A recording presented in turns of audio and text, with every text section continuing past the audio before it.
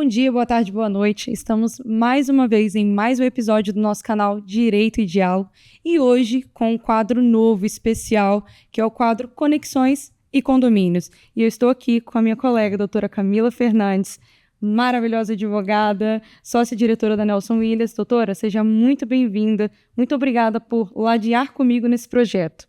Eu quem agradeço e agora vamos apresentar nossos convidados. Vambora! Muito especiais.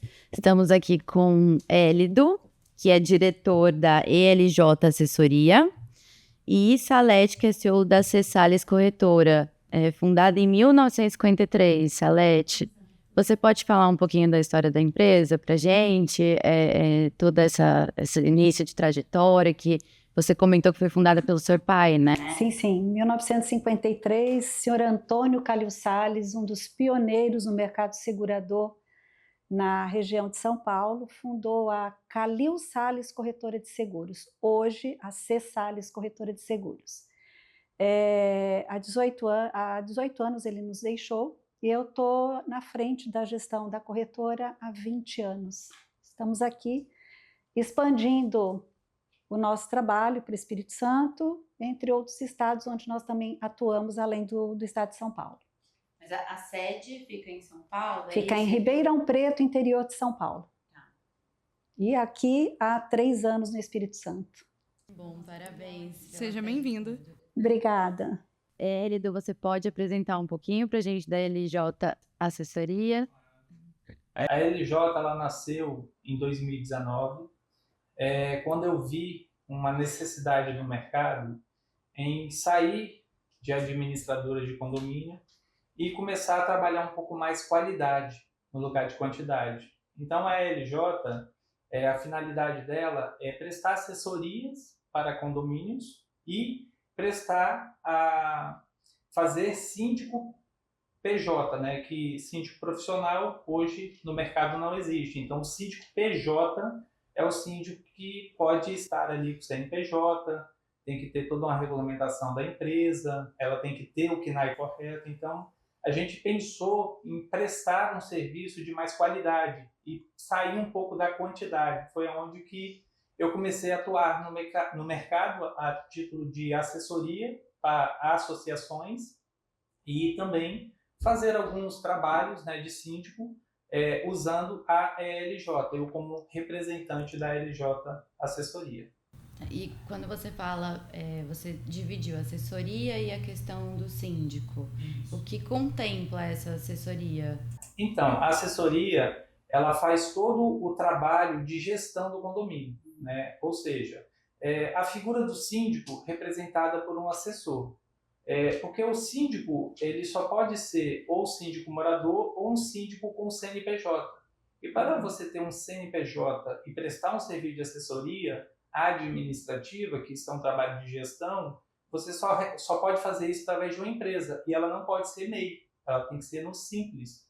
Tá? Então, eu descobri isso através de muito trabalho, né? Fazendo muitos trabalhos e muitas pesquisas, e a gente chegou nessa informação, ou seja, o síndico profissional, ele só pode ser profissional se ele tiver uma empresa pelo Simples, no caso PJ, uma empresa de assessoria administrativa. Que não existe o CNAE síndico, né, profissional hoje. Não, bom saber, porque todo mundo se refere como síndico profissional, como se fosse... Isso é um nome, assim, um nome fantasia, vamos dizer. Então, assim, mas a parte da empresa mesmo, ela tem que ser uma empresa de assessoria, no caso o CNAE de assessoria, não ser síndico profissional, porque essa função ela não existe esse CNAE. Pelo menos foi até onde a minha contadora me... Bom saber. É uma aula pra gente também, né? Vivendo e aprendendo. Salete, eu queria entrar um pouquinho já, caindo já na situação do seguro condominial obrigatório. Você pode falar um pouquinho pra gente? Em 64, nós temos a lei de 64, que é a lei que normatiza o mercado condominial, né? Fala sobre a obrigatoriedade de se fazer o seguro. E essa obrigação é pura e exclusivamente do síndico. E ela é clara, o síndico ele deve fazer o seguro do condomínio, que garanta todo e qualquer dano, seja ele parcial ou total do condomínio. A responsabilidade é do síndico em fazer essa contratação, independente de conselho, independente de qualquer outra estrutura organizacional que ele tenha dentro do condomínio. É de responsabilidade do síndico, e ele responde civil e criminalmente pela não contratação da apólice ou de uma contratação errada da apólice. Essa contratação errada, quando a gente fala, você pode dizer um pouquinho, ela é sobre o quê? Valor? Eu quero economizar alguma coisa aqui, eu não vou colocar tudo que vale aqui, né, seu Élido? Não sei se me ajuda a complementar isso. Não, a contratação do seguro, algumas pessoas, elas procuram reduzir valores. E se você for comparar o benefício de um seguro, porque seguro é igual seguro de saúde, né? Você contrata para não usar. Então, o objetivo é esse. Então, se você contratar uma apólice de seguro e desvalorizar ela, por exemplo, um RC síndico, né? Um RC, sei lá, elétrico, danos elétricos, é o que mais acontece em condomínios. Vou botar baixinho para poder reduzir meu valor da apólice.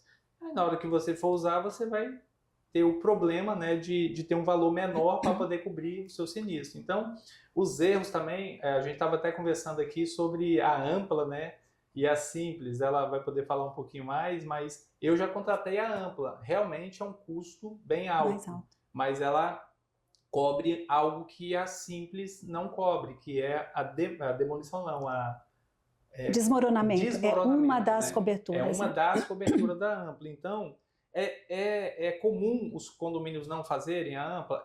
Mas eu fiz uma vez porque no meu condomínio ele requer que você leve para a Assembleia e explique para todo mundo o que significa um, o que significa duas. A gente fez por 2 anos a Ampla, depois o pessoal, tá muito caro, então vamos reduzir. Eventos menos prováveis. E aí teria que, assim, o prédio simplesmente cair, né? Teria que cair o prédio. Então, é algo que a gente começa a falar, poxa, é tão difícil isso acontecer, mas isso tem que colocar na balança, e é o que eu sugiro sempre. Vai decidir um negócio desse? Leva para a Assembleia. Nunca decida sozinho. Não decida sozinho. Síndico, ele assina pelo condomínio, mas ele não deve decidir as coisas sozinhas, principalmente quando envolve coletivo. E essa contratação errada tá aí, né, Salete? Nós temos que ver 2 questões que são extremamente importantes na contratação da apólice. Uma delas é a avaliação do risco. Quanto vale o meu patrimônio em termos de incêndio, em termos de danos elétricos? Quanto que eu vou contratar de dano elétrico? Você tem que ter uma análise daquilo que você tem e da passividade de sinistro. Eu vou contratar impacto de veículo. Normalmente, impacto de veículo, que a gente mais tem o índice de sinistralidade é no próprio portão. Não, é só uma chancela, eu não preciso de contratar um valor alto, mas eu tenho uma estrutura do meu portão maior, entra valores maiores se houver um dano ali. O próprio responsabilidade civil, portão eletrônico, que costuma acontecer muito, né? O veículo está passando, o portão bate, aí eu tenho que analisar qual que é o padrão de veículos que eu tenho no meu condomínio. Aí eu tenho Mercedes, eu tenho BMW, você não vai contratar um RC portão de 20 mil reais, né? Então, saber exatamente, conhecer o seu patrimônio para saber os valores que você precisa contratar. E uma outra questão é a passividade de sinistro. Se eu estou meu condomínio está numa região onde tem muitos condomínios de padrão classe alta, onde as pessoas têm aquisição de equipamentos eletroeletrônicos muito grande, a sobrecarga é maior, então a possibilidade de um dano elétrico também é maior. Analisar a quantidade de elevadores, que se nós formos olhar as questões de danos elétricos, aonde a gente encontra danos maiores em termos de valores, em termos de equipamento, são drives e inversor. Hoje um drive inversor de elevador está em torno de 30 a 35 mil. Aí você pega lá um condomínio que tem 8 elevadores e ele tem 50 mil de cobertura de dano elétrico, está extremamente defasado. Então é muito importante ter essa análise. A questão do incêndio, eu acho que é a mais importante que o síndico tem que olhar, porque, como eu falei antes, a responsabilidade é do síndico se a contratação está errada. Como ele falou, fala com o conselho, mas se o conselho falar, não, vamos baixar o preço, não vamos fazer não, olha, se eu fosse síndico eu entregaria o cargo, porque a responsabilidade é muito grande. Então se dá um dano elétrico, ou mesmo um vendaval, ou qualquer outro tipo de sinistro, e a verba que você tem contratada não é suficiente, normalmente o que se faz? Rateio. Mas e se o prédio pegar fogo e for condenado? Então, por exemplo, para ser reconstruído, porque construção não é a mesma coisa que reconstrução. Existem peculiaridades aí que precisam ser observadas. E não se analisa só pelo CUB, o valor de um patrimônio, porque tem vários índices que tem que ser levado em consideração. Pegou fogo, foi condenado. O prédio vai ter que ser demolido, limpar terreno e reconstruído. Para tudo isso, quanto vai custar? 80 milhões, por exemplo. Mas a apólice é de 50 milhões. Está aí defasado 30 milhões. Quem vai pagar? Nessa hora não é rateio. É o síndico com seu patrimônio próprio. E, gente, eu costumo dizer que as redes televisíveis populares não anunciam questões de sinistro, mas tem muito síndico na cadeia, infelizmente. Isso ninguém noticia, mas é a realidade. E não só por questões de seguro, né? Enfim, existe uma série de circunstâncias que levam a isso, né? Mas essa é uma questão. Ele vai responder civil e criminalmente, principalmente se tiver óbito nesse incêndio. Algum tipo também de acidente por falta de manutenção dentro do condomínio? Aí vem uma outra questão. Manutenção, o seguro não cobre. Nenhum seguro. O síndico que não viu ou providenciou o reparo, por exemplo, eu tenho um lugar onde ficam fios e aí ele deixou aberto sem a devida proteção, sem seguir as normas, ele também se responsabiliza por isso. Aí entraria na questão da cobertura de responsabilidade civil síndico, que é uma questão bem complexa, porque dentro da apólice do condomínio oferece-se a cobertura acessória de responsabilidade civil síndico. Essa cobertura acessória, ela só cobre danos materiais e danos corporais, ponto. Ela não vai ter respaldo jurídico, ela não vai ter um lucro cessante, ela não cobre praticamente nada. O que a gente aconselha para os síndicos? Faça o seguro de responsabilidade civil profissional. Ele vai te dar um respaldo muito maior, porque ele vai cobrir erro, negligência ou omissão. Dolo não cobre. Isso, nenhum tipo de seguro vai cobrir dolo. E a partir do momento que você tem a sua apólice de responsabilidade civil profissional, até dano moral, porque lá na apólice do condomínio, dano moral não cobre. Quando se contrata também o seguro de responsabilidade civil profissional, tem que se observar o seguinte: cada seguradora tem o seu produto. Seguro não é tudo igual. O pessoal costuma escolher a sua apólice pelo preço, mas não é tudo igual. A etiquetinha carrega atrás dela um produto diferenciado entre uma seguradora e outra. E a mesma coisa dentro do produto de responsabilidade civil profissional síndico. Por exemplo, dano moral, que é uma coisa que a gente vê acontecendo muito, tendo muito processo sobre dano moral. Tem companhia que mesmo dentro da chama de RCP, né, responsabilidade civil profissional, ela não cobre dano moral puro. Ou seja, para se cobrir um sinistro de dano moral, ele tem que estar junto com o dano material ou corporal. E já tem outras que já vão dar esse respaldo. Só um processo judicial em cima de apenas um dano moral vai cobrir. Então, buscar companhias que vai te dar o dano moral puro, porque são aquilo que eu falei, passividade de sinistro. Então, quais são as minhas possibilidades de um processo? Então, é em cima disso que eu tenho que buscar para ter esse respaldo. Então, não só o condomínio tem que estar respaldado, mas o síndico também. Aproveitando o gancho dela sobre valores, né? Eu, quando trabalhava em administradoras, por vezes a gente pega condomínio, troca sempre de administradora, né? Pegava condomínio onde que o valor da reconstrução, que é o que mais dá o valor da apólice de seguro. Eu vou dar um exemplo aqui, tá? Apartamentos que custavam 900 mil, estavam lá, se você fizesse o cálculo, daria 200 mil. Apesar de ser pelo CUB, a base toda e mais algumas coisas, que é reconstrução, mas você percebia claramente que se houvesse uma necessidade de reconstrução, não cobriria nem a metade do que iria acontecer lá, de fato, no caso. Aí, o que ela falou, responsabilidade do síndico. Por quê? Quando o síndico ele tem que pedir, se ele não sabe, ele tem que solicitar a seguradora ou algum profissional para recalcular a reconstrução daquele prédio.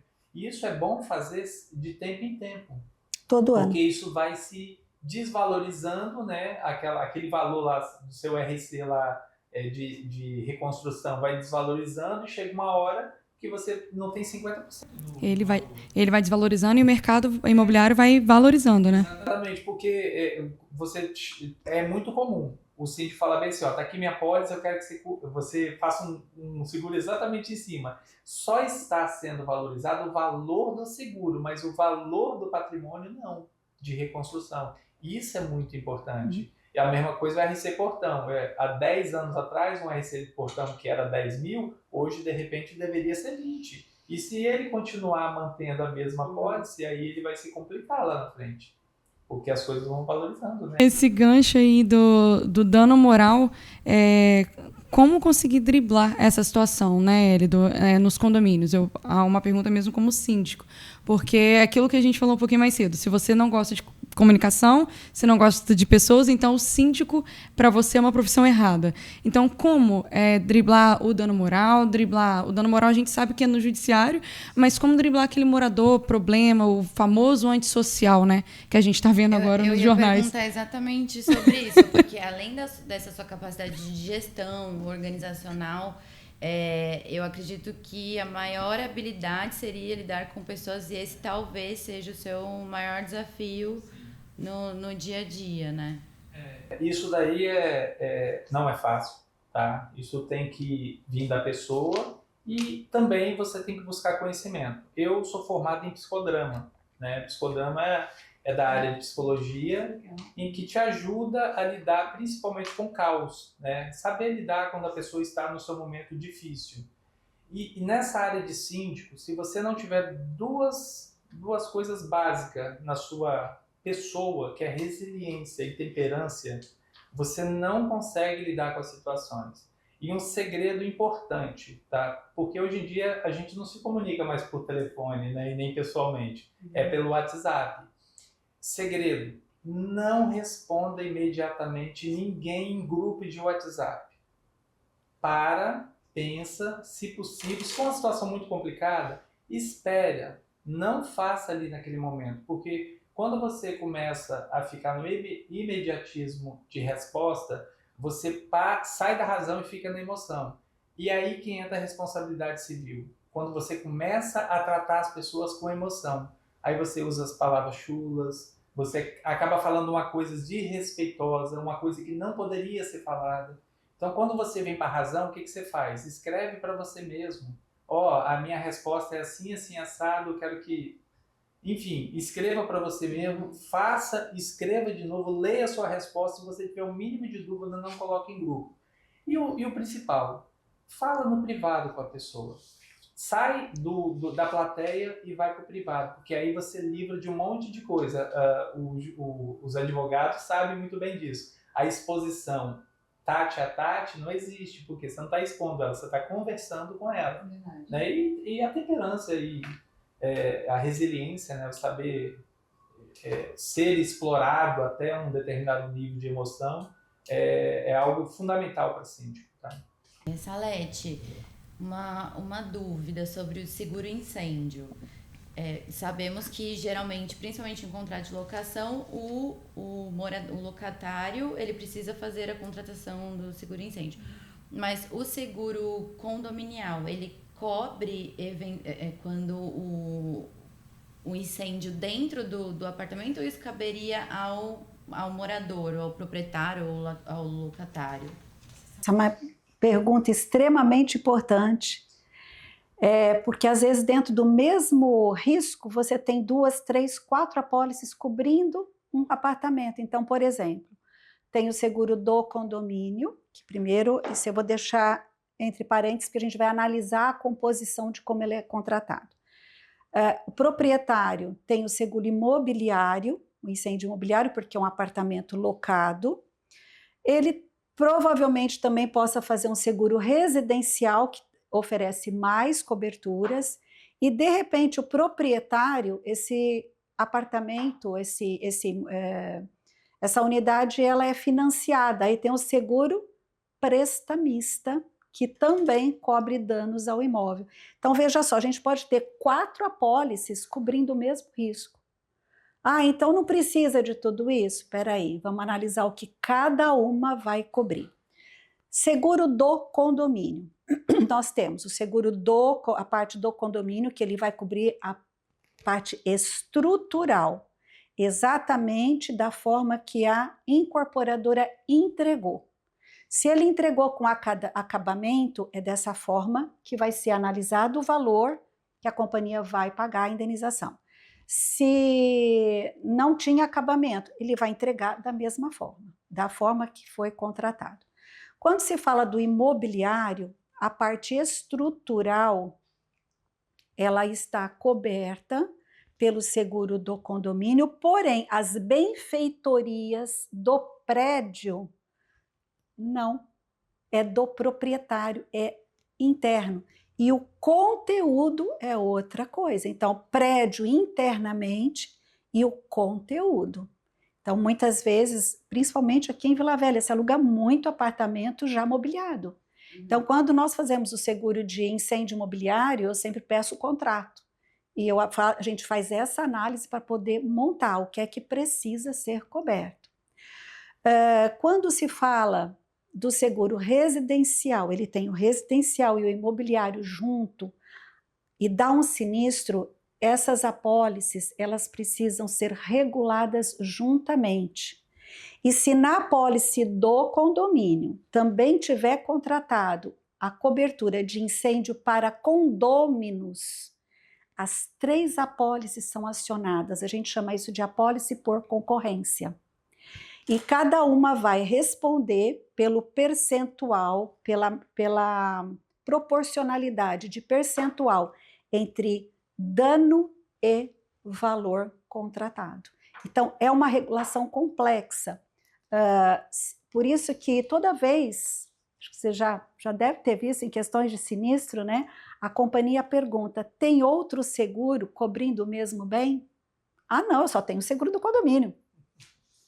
E aí, de repente, a companhia, elas têm, é tudo sistêmico, né?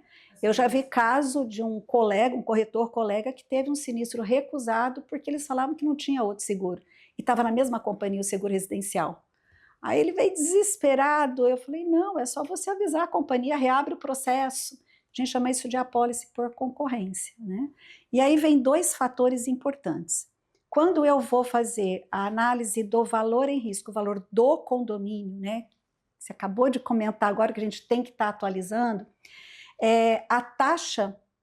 as taxas que compõem o valor de construção e reconstrução, elas são atualizadas mensalmente.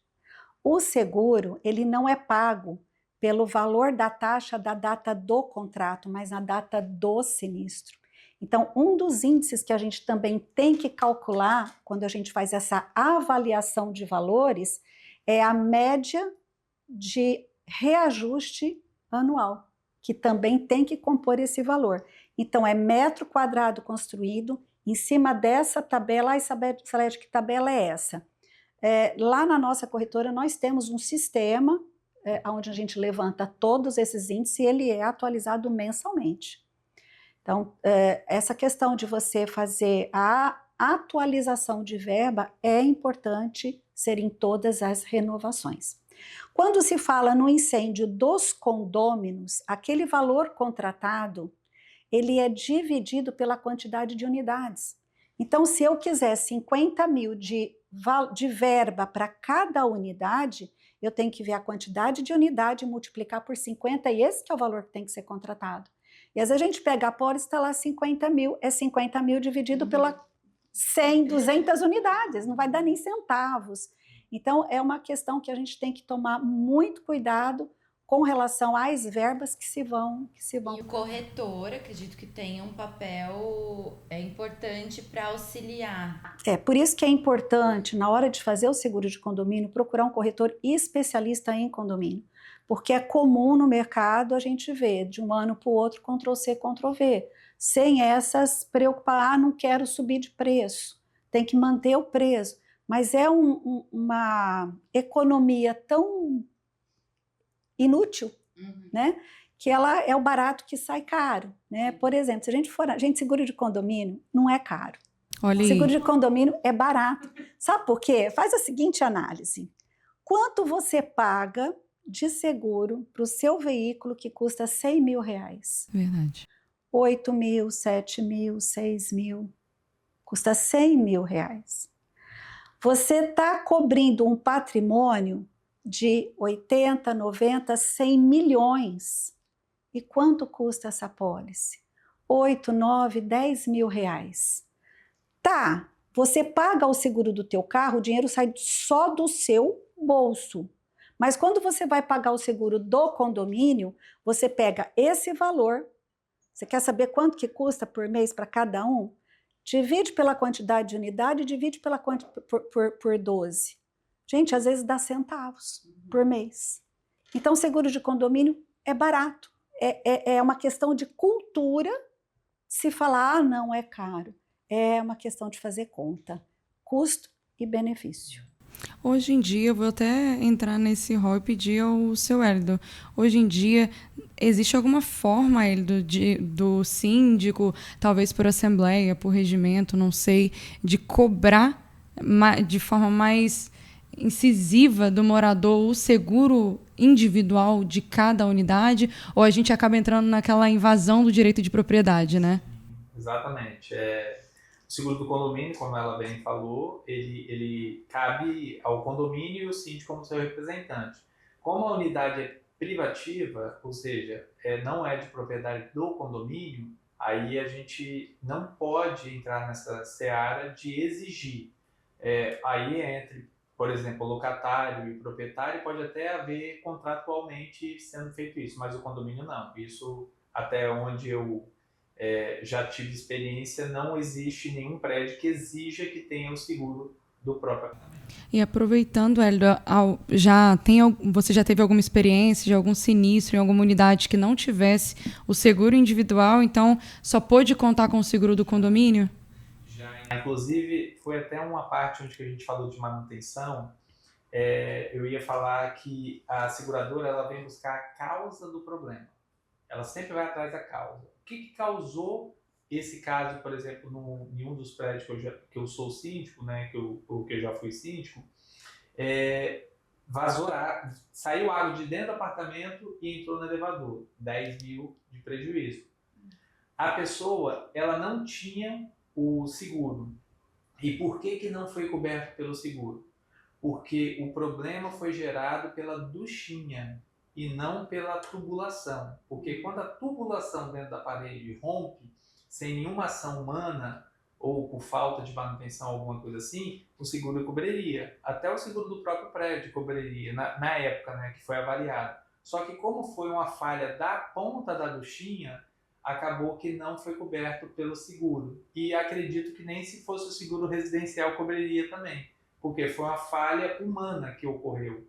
Então acabou que a pessoa teve que pagar R$ 10.000, a gente dividiu para ela, mas teve que pagar porque queimou, né, placas do elevador, né, foi um negócio muito... É uma falha na instalação, né? Às vezes um produto que não é de qualidade, que você compra. Então, vai a dica para todo mundo, tá? Duchinha de... Ó, uma coisa importante em apartamento é duchinha e as pessoas tamparem o ralo do banheiro por conta de cheiro. Existem várias formas de você tampar, evitar o cheiro do ralo sem precisar de tampá-lo. E as pessoas fecham, colocar cestinha de papel em cima porque foi projetado para a água ficar dentro do banheiro.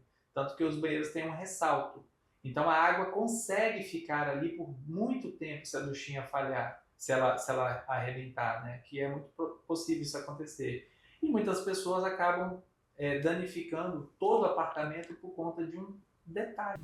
Mas você falou dessa parte dos ralos do banheiro, de não... Tá tampando o seu, né? Não, é porque eu fiquei em dúvida do porquê. Por onde o cheiro passa? O cheiro é o seguinte, todo ralo, por que o vaso fica com a água dentro dele? Um dos motivos é para inibir o cheiro. Todo ralo, no fundo dele, tem que ter água. Se não tiver água, ele está com defeito.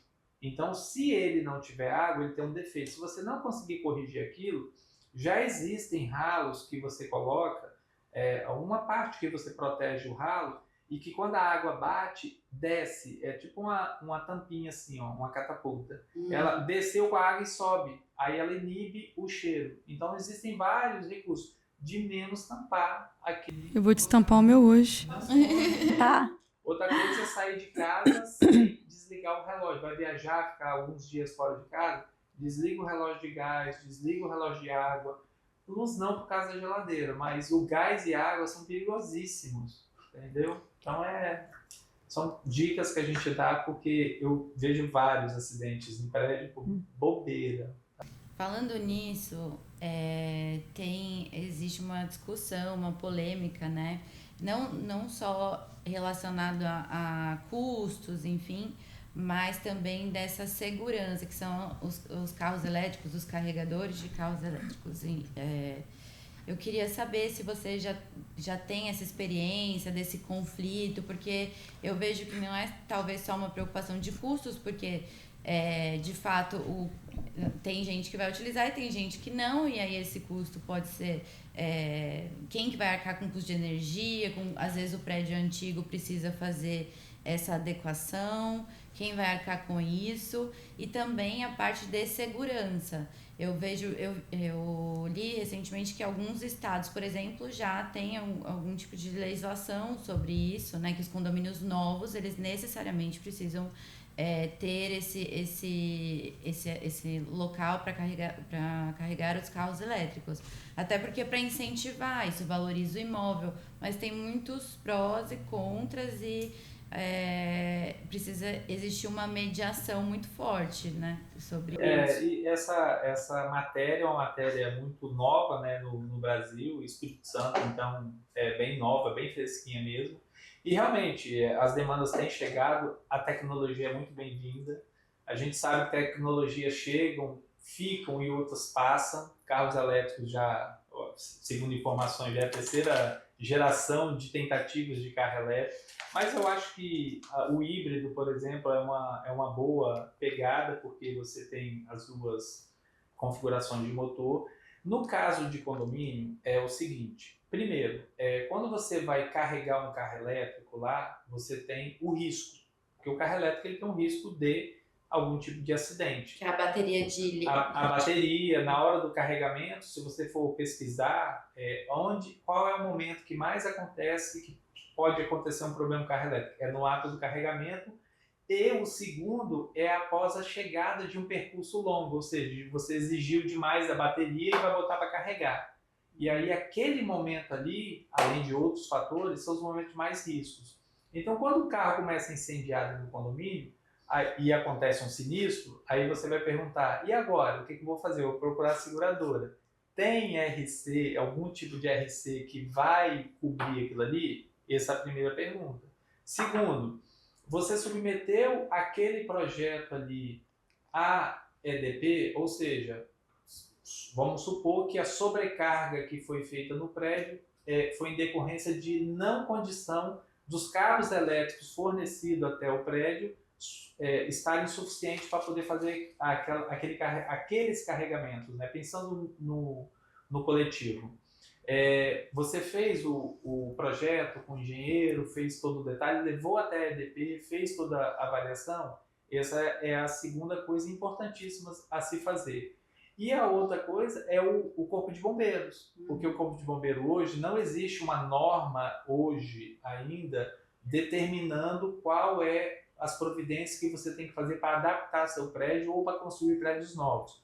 Existe uma norma sendo tratada lá em São Paulo, que requer uma série de coisas. Uma delas é aquele chuveiro. Ficaria até inviável o custo para incluir. O chuveiro nem tanto, mas o afastamento entre as vagas, que é impossível, de 5 metros, salvo engano. E tem umas a parede corta fogo, ou seja, você tem que enclausurar seu carro para carregar, para ele não passar o problema. E o principal de tudo, que eu acho que é o mais importante. Primeiro, você tem que levar esse assunto ao coletivo, verificar se existe uma demanda no prédio realmente para aquilo, e se começar a haver essa demanda, aí sim você tomar as decisões. E eu acredito que os prédios mais velhos, a única forma de fazer isso vai ser o carregamento coletivo, ou seja, rotativo, que a gente vai colocar 1 ou 2 ali para locais de carregamento e as pessoas irem lá, que é a maneira mais fácil de você conseguir enclausurar, de você fazer as proteções e até de aprovar um projeto no Corpo de Bombeiro, entendeu? E não sobrecarregar a parte elétrica do prédio. Trabalhar com talvez uma forma de agendamento, né? Isso, organizar. Tanto que você vai trabalhar igual você faz na rua, né? Chegou num shopping, em algum lugar, tem disponível, aí você coloca. No caso de condomínio, facilmente você consegue colocar isso no aplicativo. A maioria dos condomínios tem aplicativo de reserva, vai ser uma área para você reservar. Entendeu? Com a sua experiência, Elido, essa vaga coletiva, ela seria algo rateado para todos os condôminos, mesmo quem não tem veículo elétrico, mas que futuramente um dia pode vir a ter, porque a dúvida eu acho que de muitos, né? Mas eu vou ter que pagar e eu não tenho carro elétrico? Nem todo mundo gosta de jacuzzi, correto? E nem todo mundo usa piscina. Ou seja, num coletivo, quando você tem uma coisa que beneficia alguns ou todos em algum momento que alguém possa querer usar, aí que é o conceito de coletividade. Você também tem que participar. Eu, por exemplo, não uso hidromassagem no meu prédio. E é um dos principais custos de manutenção da minha área de lazer é a hidromassagem, que dá muito problema. Mas eu não vou lá falar, tira a hidromassagem porque eu não quero, porque tem gente que gosta, entendeu? Então, não, mas é excelente essa analogia de né, coletividade. Vezes, como é algo novo, parece que é irrelevante, né? Que são poucas pessoas que têm e tudo mais.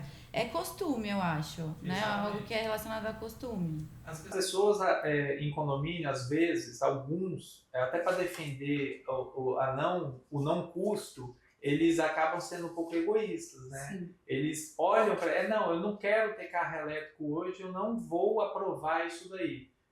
Eu acho que o caminho não é esse, porque o coletivo, quando você trabalha para ajudar o outro no coletivo, é uma das grandes vantagens do coletivo, de você ter o seu vizinho ali, digo assim, até em casos, por exemplo, a pessoa passou mal, alguma coisa, vai bater na porta, pede um socorro, tá ali do lado. Então, a mesma coisa o carro elétrico. Então, aquela pessoa que quer o carro elétrico, poxa, isso rateado para todo mundo não é tão caro, e aí por que não fazer? Entendeu? Então, é algo que eu acho que os prédios têm que pensar, mas todos eles fazerem da maneira correta. O que eu estou vendo muito no mercado é as pessoas ansiosas compram um carro, vou dar outro exemplo, a pessoa compra um carro que não cabe na vaga dele.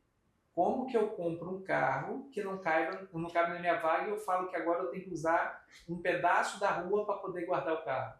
Você não pode fazer isso. Você, antes de comprar o carro, você tem que saber onde você vai guardá-lo. Entendeu? Então, assim, é um fator muito simples dessas coisas que a gente primeiro precisa de saber se a gente tem a estrutura para depois adquirir o bem. Carro elétrico você consegue ter saída, porque você consegue abastecer em outros locais. Ok. Mas exigir de todo mundo que faça tudo rápido, sem o devido critério, o devido cuidado, aí eu acho muito errado isso aí por parte de algumas pessoas dos condomínios. E Salete, as apólices, geralmente elas não cobrem, né? As apólices dos condomínios. Precisa ser, geralmente não acontece. E se a procura aumentou ultimamente ou não? Olha, nós estamos num processo de transição. Como eu falei há pouco, nem todas as companhias oferecem os mesmos produtos. Algumas companhias nem citam a questão de carro elétrico.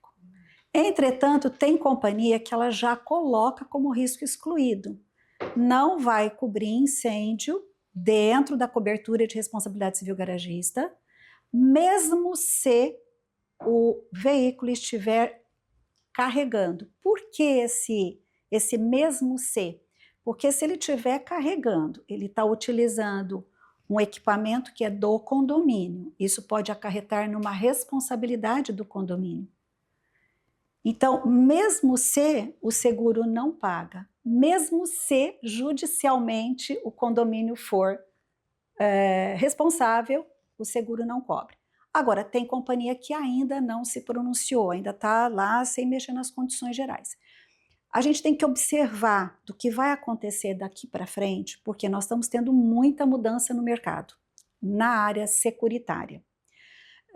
Por exemplo, está previsto para daqui 1 mês e meio, mais ou menos, sair uma normativa nacional sobre carro elétrico. Tá? Hoje a gente tem as estaduais, mas não tem uma nacional. Então, nós estamos nessa expectativa. Então, alguma coisa vai acontecer. As companhias vão pegar essa normativa e vai analisar se vai ser viável ou não dar a cobertura.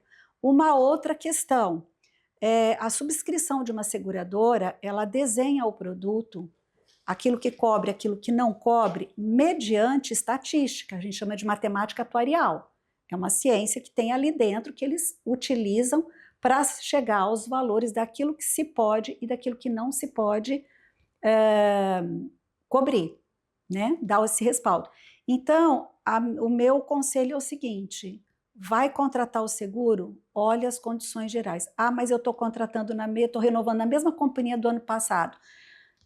Pode ter certeza que vai ter mudança. Então, nós estamos com 3 fatores acontecendo hoje que vai impactar o mercado segurador. Então, mais do que nunca, os síndicos e os moradores, inclusive, e todos os profissionais desse cenário precisam estar cientes das condições gerais das apólices. E quais são esses 3 fatores? Essa questão do carro elétrico, que isso pode impactar. Nós estamos tendo aí um impacto sobre os impostos, o IOF, que é o imposto que incide sobre as apólices. Então, isso vai trazer impacto também em termos de valores dentro das apólices e, obviamente, o mercado, os departamentos de subscrição vão analisar essa questão.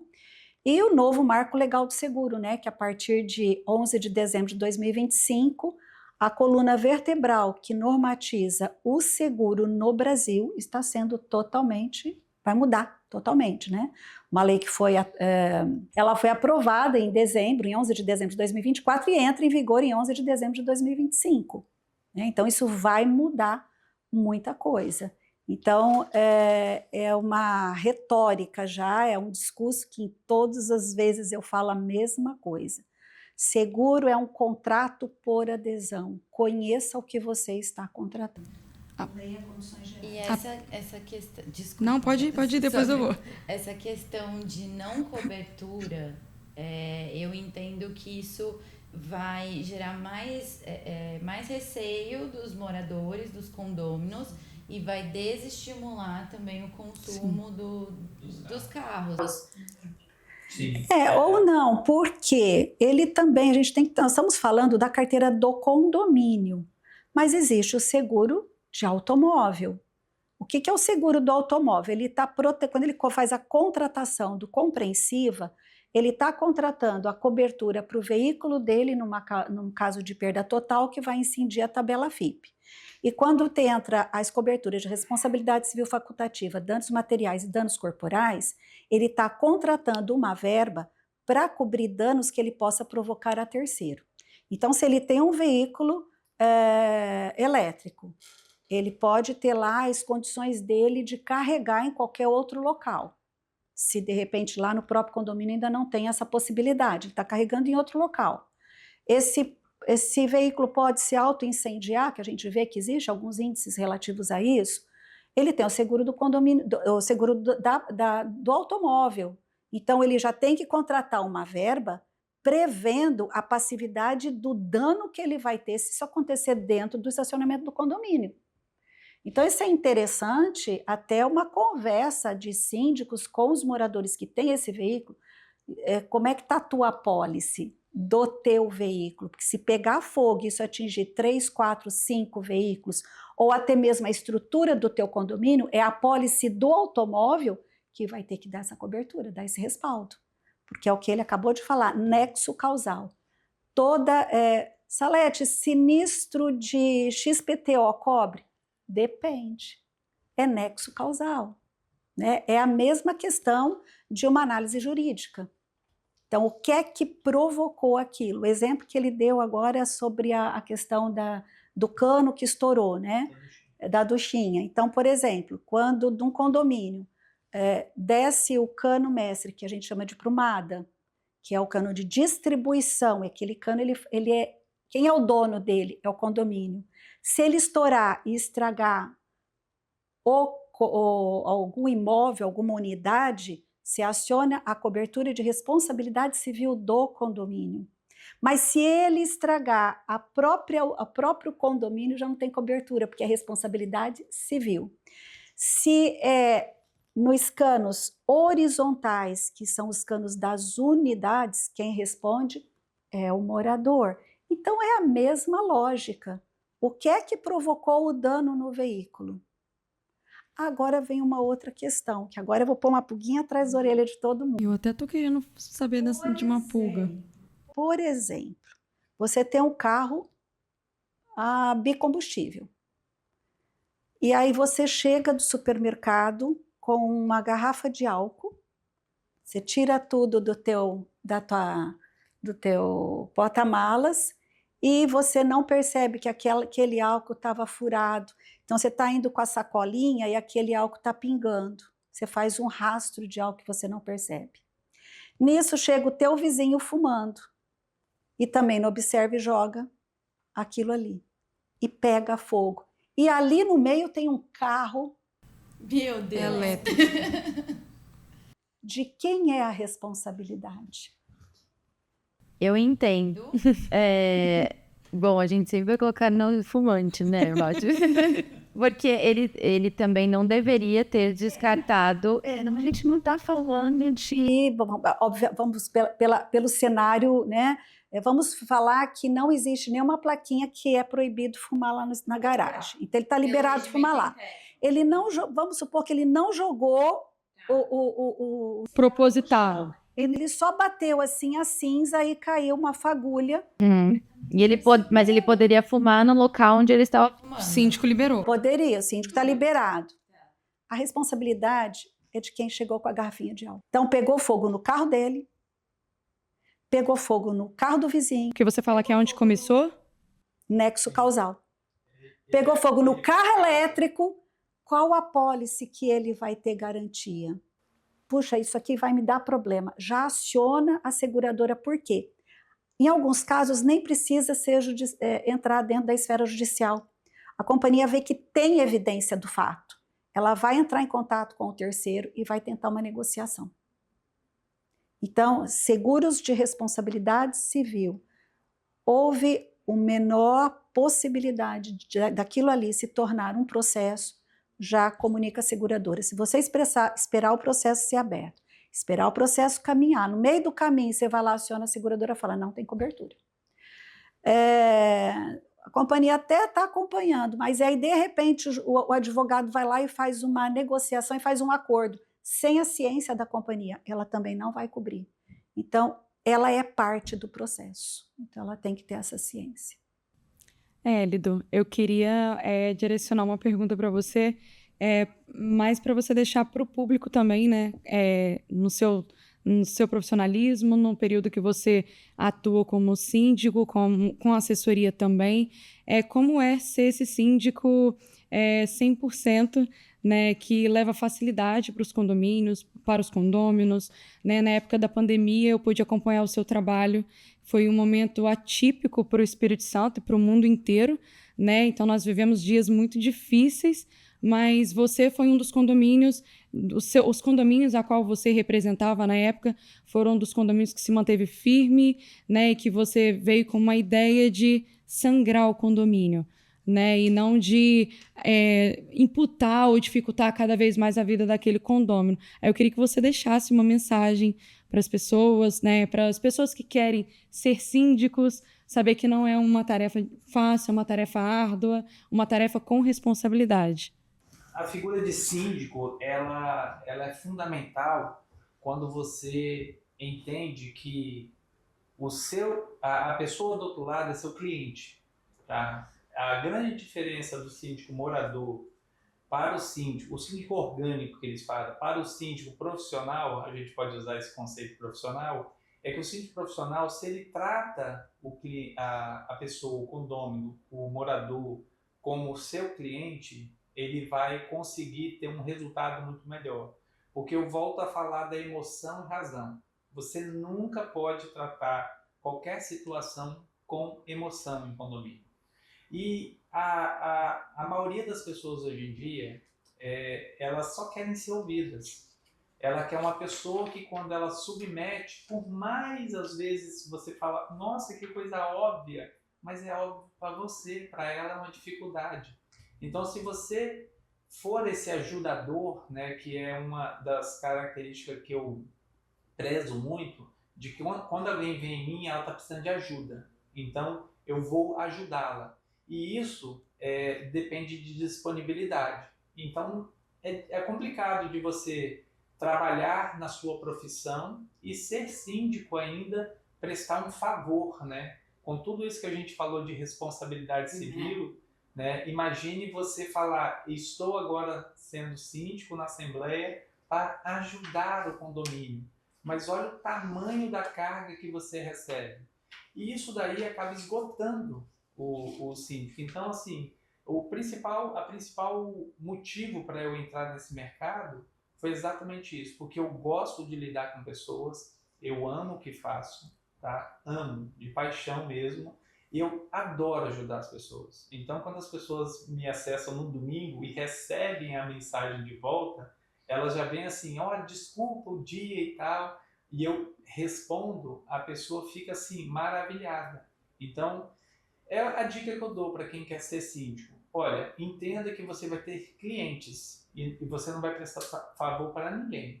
Então, se quer ser síndico profissional, aprenda, saiba preparar a sua família, porque hoje minha família é preparada para isso. A minha esposa sabe que eu estou ali no celular, às vezes atendendo uma coisa, porque eu estou trabalhando. Meu filho sabe disso, então eles respeitam o meu momento, e eu tenho meus momentos também, é claro, com a família. Mas síndico não tem jeito, ele é 24 horas, às vezes você vai receber uma ligação de madrugada, do porteiro, de uma pessoa em apuros, de um terceiro. Então, é importante que você tenha isso na consciência, que são seus clientes. Tá? Élido, eu queria fazer uma brincadeira, um bate-bola, né? Eu vou fazer com você e a Camila vai fazer com a Salete, bora? Um condomínio é? Um mini bairro. Mini bairro. O maior erro de um morador é? Expor situação que poderia falar no privado com o síndico. Se não fosse síndico, seria? Um engenheiro. Sério? Em uma palavra, o Élido é? Fiel a Deus. Élido, muito obrigada por sua participação. Seja muito bem-vindo sempre no canal. Vou deixar agora a bola da vez com a doutora Camila. Salete, agora é a nossa vez. Um erro que dá calafrio só de lembrar. Falar que não contrata seguro, que compra seguro. Eu gostei. Gostei também. Uma cláusula que você nunca ignora. Cobertura de incêndio. Se não fosse corretora, seria? Olha, essa pergunta me pegou. Eu acho que eu seria corretora. Obrigada, Salete. Foi muito gostoso o nosso papo, muito leve, muito, e ao mesmo tempo muito informativo. Queria que você deixasse uma mensagem para os nossos ouvintes. Nossos seguidores. Nossos seguidores. Você pode deixar uma mensagem pra gente? A consciência de que seguro não é um mal necessário. Ele é um bem que ajuda, ele é um suporte na gestão e boa administração de um síndico. Fechou, obrigada. Excelente. Obrigada, Hélida, obrigada. Camila, obrigada. Eu que agradeço. Por estar aqui, por esse projeto maravilhoso. Você de casa que ainda não segue o canal, não curte, clica aqui embaixo, não perca mais nada e fica até a próxima. Tchau, tchau.